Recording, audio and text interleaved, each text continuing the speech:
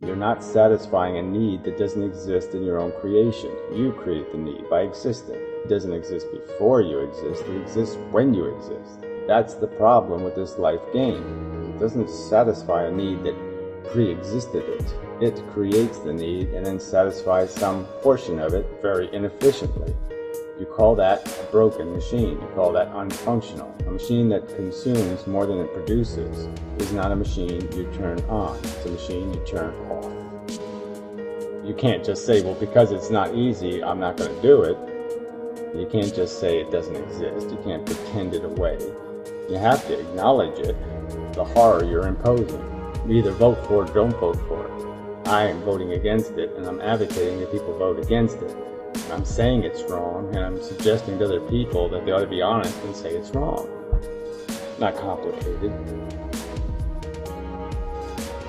Wrongs are easily identified in positions of harm, in positions of a negative consequential impact on sentient beings. Sentient beings experiencing negative sensations, if you precipitate that happening for no benefit, like no greater number of sentients are spared suffering, then you committed a wrong. I'm saying it's a bad idea to procreate. I'm saying other people should say those very words. It's a bad idea. Don't mess with that. You're not God, so don't play God. It's a simple enough slogan. You're not God, so stop playing God. There. That's not too complicated, is it?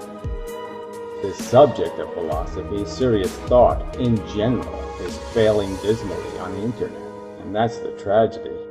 What I'm saying is if anybody ever did take this philosophy stuff seriously, if there was a fair and open and honest debate of this subject, it's going to kick ass.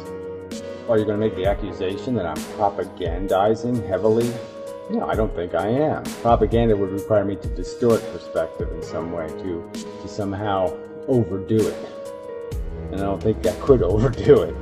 I mean, I could just explain to people how many animals right now, how many sentient apes, monkeys, simians, are being tortured in laboratories every day for their healthcare progress. And how there's no justification for that. It's no better than tormenting or torturing retarded humans. And it's only done because of religious dogma that allows this distinction to be made, a silly, idiotic, propagandist perspective. So I think the propaganda is all on your side of the argument.